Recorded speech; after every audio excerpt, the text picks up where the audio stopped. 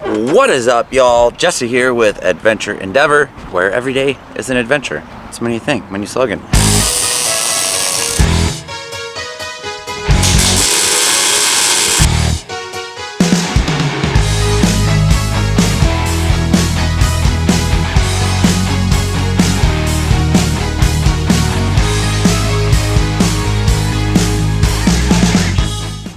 Jeep runs, drives great. We've been beating the snot out of it, which is what I want to do so we can shake out all the issues. Yesterday, I went on a photo shoot with Milestar tires. They helped us out with these Patagonia MTs for this build. I went a little hard. I have a few issues from that. Let me show you right now.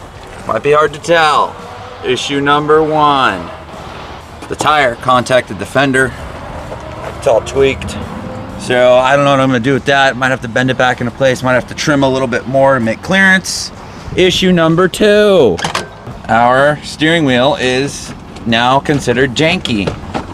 So apparently this is a common problem. This is like a GM style column. So I gotta pull it all apart, and there's 4 bolts that come loose, and I gotta Loctite them, put them back in. Issue number 3.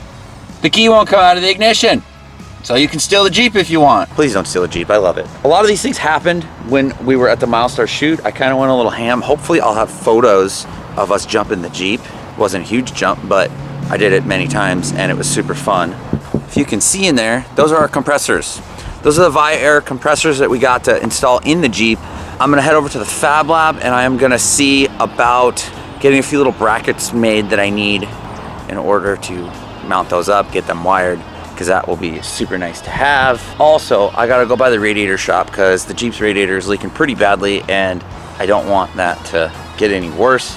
So I might have to pull it out, kind of get it resealed, get it gone through. It's a nice copper radiator. We'll at least go get a quote and talk to the guy. We're here at the Fab Lab today. Miguel is not here. So it's just the 2 Jessies. Jesse's gonna be working on this Tundra. I'm gonna be working on the Jeep. And we got a few projects for today. I'm gonna help him whatever he needs help with, filling gaps. I'm gonna be working on our jack. So this is the jack that we're gonna be using. What is it? It's like about a Hummer, right? The Hummer jack? Kind of like a screw jack. I don't know what it's from. I think we bought it on eBay. It was a Hummer jack, I believe. But we like these because they're reliable. Worst thing you want is like when you go to use your fancy jack out in the desert and all of a sudden it's leaking oil or doesn't have pressure and then you can't use it. So what we're gonna do is we're gonna weld a plate on here so it's a nice stable area. And then I have a Makita Impact I just bought and we're gonna basically weld this there so you could just put the impact right on the end. So that's one project because not having a jack is no good. Now the other kind of things are just kind of stuff that has been breaking because I've been driving the truck really rough. So I gotta fix this inner fender crack. So what we're gonna do is we're gonna drill it out, we're gonna weld it, and then we're gonna do some sort of brace across here so it doesn't happen.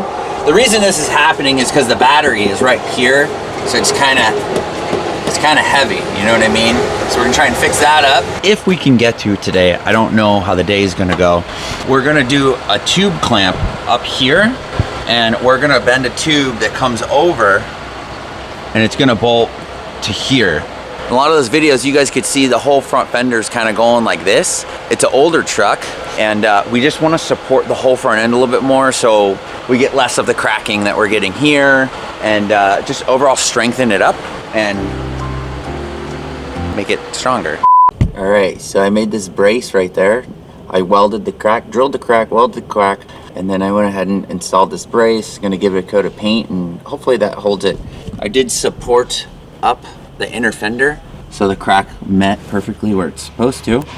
And then we just got some bolts coming through the top, no big deal. On to the next project. We are working on the jack in case we get a flat tire, which is inevitable, it'll happen.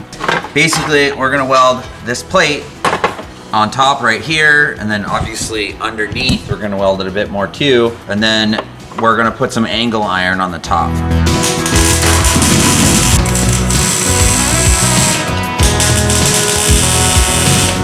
Here I am thinking these guys are amazing welders, but literally all you need is a good welder, a good helmet, and half a brain, and the welds come out great. Jesse, what do you say about that? I'm still lacking half a brain. He's still lacking half a brain apparently. All right, guys, so Jesse fabricates for a living. No, This one fabricates for a living. not even. I make videos. Here's his weld. Pretty good, pretty good. Pretty good. Here's my crappy weld. Definitely not as good, but hey, it's not horrible, right? No, not even at all. Not even a little horrible. As I'm working on this jack over here, this is something, you know, a simpleton like me could do. Jesse is over here, and we're trying to fix the core support. I don't know if you guys saw in some of the videos, a few of you commented on Facebook, it looked like the fenders, the front fenders were just like waving like this because they were. What we're doing is we're gonna be bending this tube, well, Jesse is, because I'm not good at this, and we're attaching to our engine cage. So this is bushing mounted right here.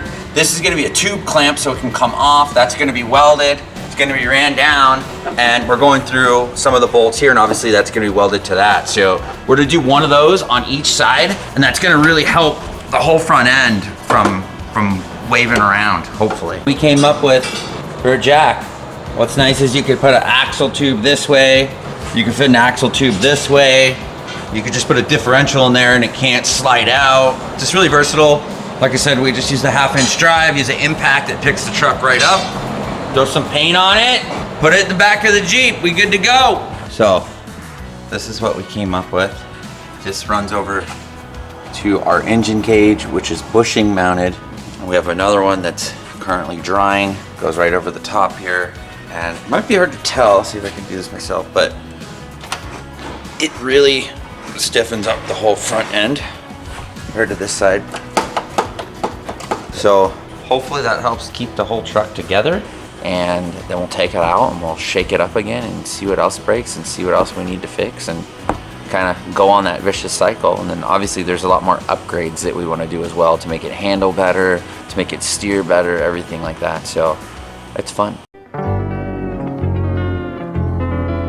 working on this thing. But it's fun things that we're doing today because it's upgrades. It's something that we need so we can go off-roading. We're gonna be installing our Viair air compressors today. We're gonna be trying to mount them in this rear quarter panel right here because they get very hot. So a lot of people will have like a mobile compressor that you could use for any vehicles. But the problem is by the time you air up these large tires, the compressor is gonna be so hot that it either needs to go into like a case or the bed of a truck or somewhere where it's not gonna light carpet on fire or something like that. And also, when we're off-roading quite a bit, we don't want them bouncing around, or we want them mounted in a fixed position. So today we're gonna work on the mount, and then, I don't know, we'll see if we get to wiring or not. These are the Viair 450C air compressors. We bought a dual kit. This is the same kit we have in the Ram, and it works really, really well.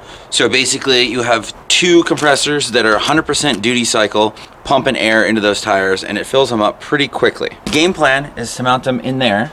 So I'm gonna remove that speaker because it doesn't work anyways. I'm gonna pull that piece of foam out because I was just storing it in there.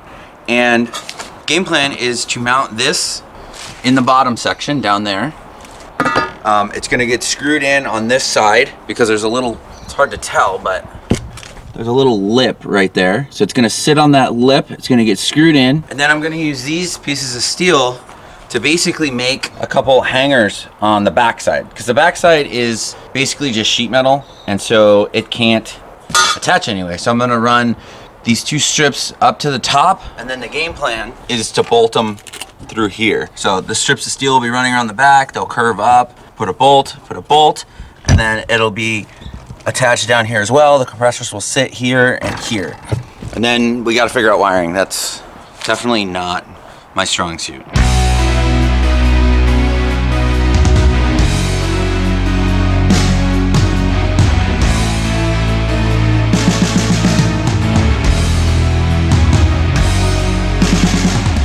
Heck yeah, stoked on that. They fit so well in there. And then if I ever want to, I can add to these brackets and build another shelf for, I don't even know what I would put in there, but I have room for it, which is nice. I gotta just bolt here, and I'm just gonna put a couple little screws down there to hold the bottom in place. I mean, it can't really go anywhere, but you never know.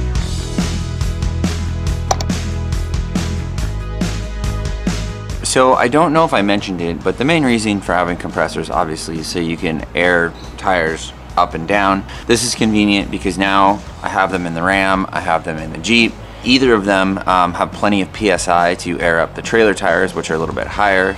So it just gives us a lot of convenience. I didn't like not having them in the Jeep. Even for this short period of time, we've gone on 2 or 3 little trips with the Jeep, and I've had to use the Ram to do both vehicles. It just takes a long time. There's gonna be trips where I'm gonna be going in the Jeep, you know, potentially by myself, leaving Melissa behind. So it'll be nice to have onboard air and have it all set up.